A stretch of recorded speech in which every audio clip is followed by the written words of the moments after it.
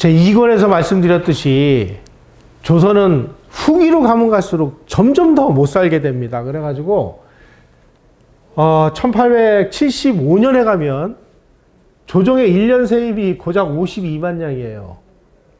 이 해에 청나라 칙사가 다녀갔는데, 이 청나라가, 이 칙사가 왜 중요하냐면 청나라 황제로부터 뭔가 이 명을 받아가지고 오기 때문에, 칙사가 오면은 조선에서는 그냥 다 이제 꺼집어서 대접을 해야 됩니다. 그래가지고 요즘에도 그런 얘기 있잖아요. 어디 가서 칙사 대접 받았다. 칙사가 얼마나 대접을 잘 받았을까 상상하면 칙사 대접을 받았다라는 얘기가 지금까지 올 정도로, 그래서 4차례 청나라 칙사가 다녀가면서 80만 양의 임시 지출이 발생을 해가지고 왕실이 돈이 없어가지고 이 왕실에다가 이제 물건을 납품하잖아요. 그 물건을 납품하는 그 상인들의 돈을 떼먹는 이런 일까지 벌어지기 시작을 했습니다. 이런 얘기 말씀드리면은 안 믿을 것 같아서 제가 사료를 통해서 이 도표를 한번 만들어 봤어요. 1800년대보다 1800년대 후기가 훨씬 더 못 살았다는 것을 이 도표를 통해서 보면, 1873년에 정부가 가지고 있는 금이 151량이었는데 86년에는 58량으로 줄어들었습니다. 은은 15만 4,900량에서 7,200량으로, 현금은 163만 5,400량에서 15만 량으로, 광목은 5,330통에서 353통으로 모든 것이 다 줄어들어요. 모든 것이. 왜 그러냐? 농업작황이 갈수록 줄어들다 보니까 세금이 전부 이 농사를 진 거에서 그 세금을 걷어야 되는데 세금이 점점 줄어드는 거예요. 이런 상황에서 이제 외국에서 빚을 내지 않으면 이제 국가가 파산한 상태가 됐어요. 이런 상황임에도 불구하고 이 고종과 민비는 그냥 맨날 그냥 앉아가지고 뭐 굿판 벌리고 뭐 한강에 있는 용왕 먹인다고 그냥 맨날 밥 해가지고 그냥 뭐 물고기 밥이나 주고 앉아있고 뭐 이러니까 나라는 점점 더 어려워지는 거죠. 아까 지난 시간에 말씀드린 대원군이 부국강병을 위해서 대원군은 정말 열심히 그 나라의 세수를 확충을 하고 잘했습니다. 그래가지고 정부에다가 이 소위 말하는 이제 그 세금을 많이 비축을 해놨는데, 그 비축해 놓은 대원군이 10년 동안 피땀 흘려서 비축해 놓은 그 자산을 1년을 못 가가지고 다 탕진해 먹었다는 거 아니에요. 1893년 1년 동안에 왕실에서 고사 지낸다고 하죠. 고사. 달해라는 건 뭐냐면 이제 차를 마시면서 음식을 먹는 행사를 총 29회를 실시를 했고, 관료나 외국 빈백에게 음식 하사를 37회를 했습니다. 이런 고사나 달해 음식 하사가 벌어지는 날이면은 궁중에서 아주 대규모 푸닥거리나 향연이나 음주 가무가 일어납니다.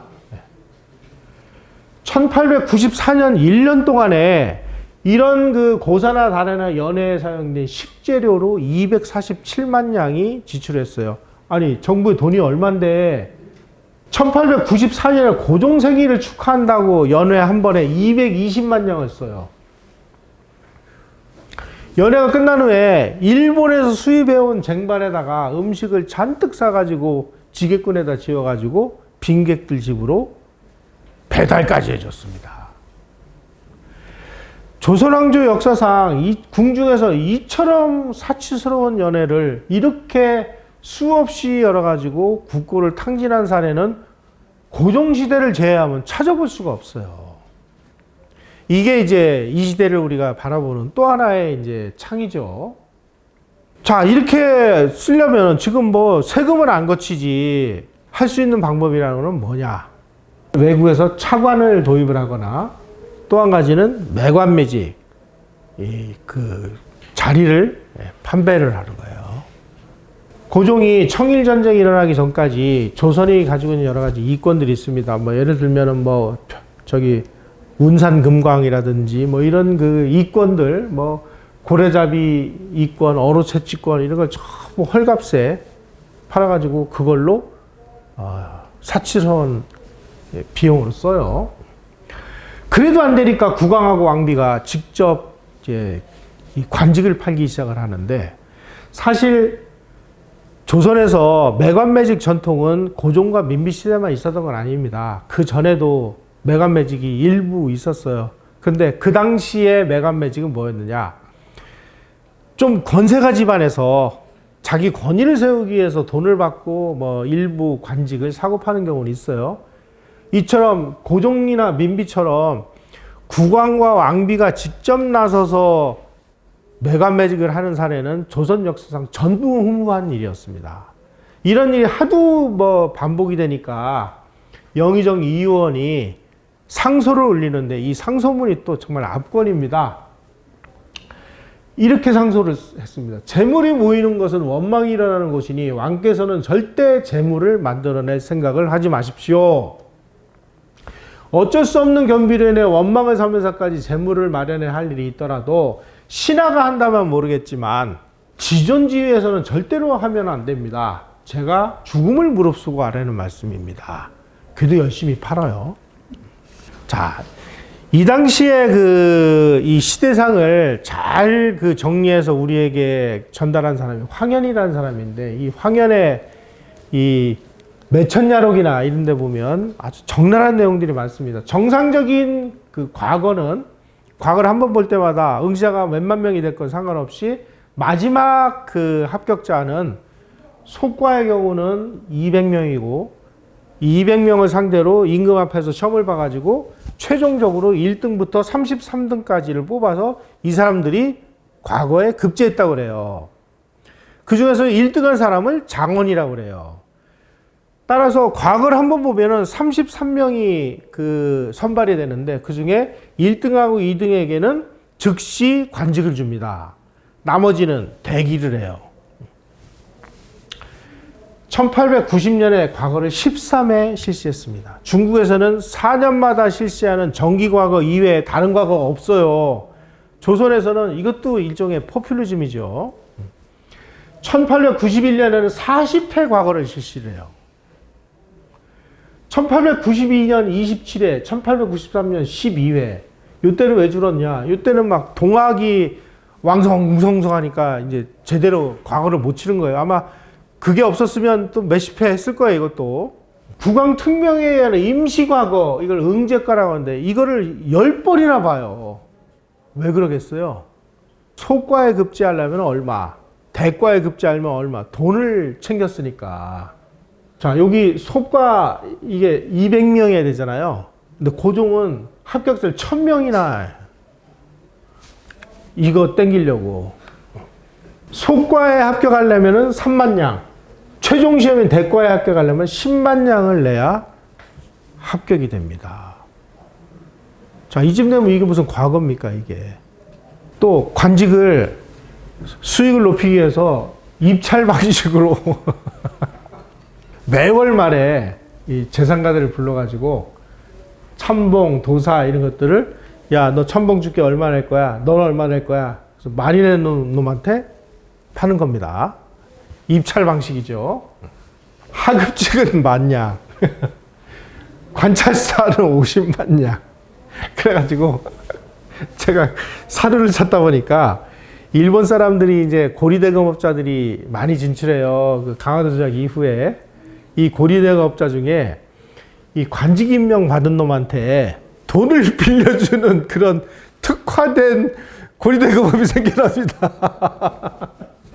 관리를 교체할 때마다 이제 조선시대에는 정식으로 관직에 가서 근무를 하는 정식 직함이 있고, 또 관직에 취임하진 않지만 그냥 명예직으로 받는 것들이 많아요. 명예직이 맞는데, 먼저 이 명예직인 임시직함을 충분히 팔아가지고 수익을 챙기고, 그 다음에 실제 직함을 팔았다는 거예요. 특히 지방 수령의 경우는, 지방 수령은 지방에 내려가서 백성들로부터 세금을 거두는 그런 사람들이기 때문에 얘네들 자리가 아주 알짜 자리입니다.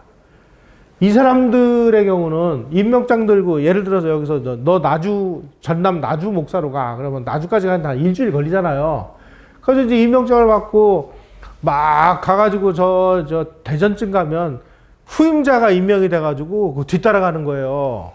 임지로 내려가는 도중에 교체된 지방 수령의 수도 없을 지경이었다. 이건 이제 벨트가 돌아가는 거죠. 벨트가.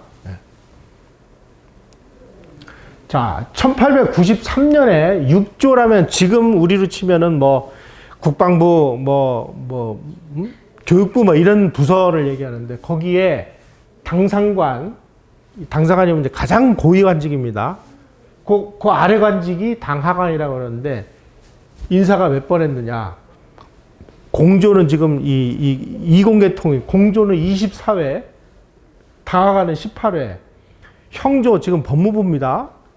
당상관은 18회, 당하관은 35회. 왜 이렇겠어요? 예를 들어서 그 장관이 1년에 24번 바뀌었다. 그럼 임기가 어떻게 되는 거죠?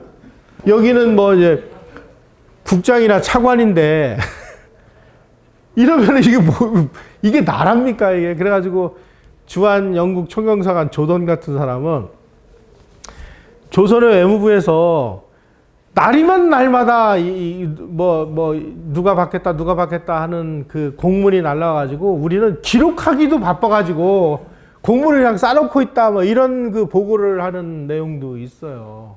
이러니 이게 국가 통치가 제대로 될 수 있었겠냐 이거죠. 이승만 청년이 그 배제학당 들어가기 전에 과거를 그 쳐서 13번을 떨어지거든요. 그래서 이승만 같이 이렇게 그래도 머리가 이 친구가 배제학당 들어가가지고 영어를 6개월을 배워가지고 외국인들 앞에서 영어로 연설을 할 정도로 이게 뛰어난 사람인데 어떻게 이 사람이 과거를 13번이나 떨어질까 생각을 해보니까 이 돈을 안 더 웃기는 거는 지금 이제 예를 들어서 우리 조폐공사에서 돈을 찍으면 그 찍은 돈은 정부 그 공식 예산으로 들어가야 맞잖아요.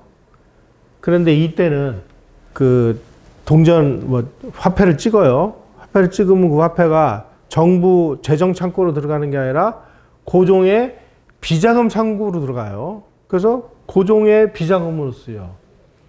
이건 이제 명례국이라는 건 뭐냐면 이제 그 왕실에 뭐 음식이라든지 뭐 이런 식재료 이런 거를 담당하는 부서입니다.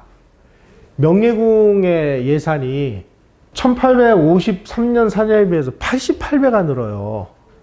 인플레이션을 감안한다고 해도 이건 있을 수가 없는 일이에요. 자기하고 인연을 맺은 외국인이나 무당에게 수시로 거해금을 하사금을 내리는데 언더우드의 부인이 의사로 온 릴리어스 홀튼 언더우드인데 민비의 그 주치의를 했습니다. 근데 이 릴리어스 홀튼이 언더우드 선교사하고 결혼을 했어요. 결혼을 하니까 민비가 축하금으로 100만 냥을 주더라는 거 아니에요. 그 당시에 2만 냥을 가진 사람은 서울에서도 부자라고 했는데, 아니, 아무리 자기 주치의라고 그래도 100만 냥이래니, 그 돈이 어디서 난 겁니까? 다 조폐공사에서 찍은 거. 지가 그냥 돌떡 돌리는 거예요, 이게. 이런 식으로 매간매직에서 벌은 돈, 그 서울 강화도에서 이제 이 조폐공사에서 찍은 이런 돈은 정부 재정으로 들어간 게 아니라 전부 고종과 민비의 비자금 창고로 들어가서 개인 용도로 쓰이다 보니까 나라 살림은 뭐 엉망진창이 되는 거죠. 그래서 이제 고종시대에 들어와가지고 그 이전까지만 해도 조선에는 주자성리학적인 그 왕도 국가로서 어떤 공적인 시스템이 작동하는 그런 사회였다면은 고종시대에 와가지고는 국가가 전부 자기 재산이에요. 내 재산인데 뭐 알 게 뭐야. 이걸 이제 가산제 국가라고 얘기를 하는데 고종시대 들어가지고 완전히 이제 이런 상황이 되다 보니까 나라라는 게 무슨 뭐 필요가 있어요?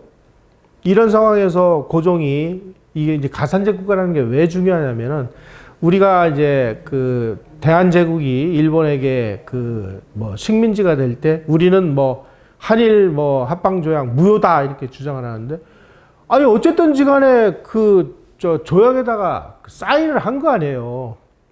그 당시 대한제국은 다른 나라 같으면 무슨 뭐 의회가 있거나 뭐 이래가지고 뭔가 이 이펀 군주제나 뭐였다면은 이런 거 못하죠. 그런데 대한제국은 뭐예요? 황제가 모든 권한을 다 가지고 있는 전제군주국이고 모든 재산을 다 황제가 가지고 있는 나라니까 이 고종 입장에서 보면 일본이 야 나라 우리한테 통치권 넘기면 당신은 우리가 그 평생 먹고 살 수 있는 돈 다 줄게. 실제로 줍니다.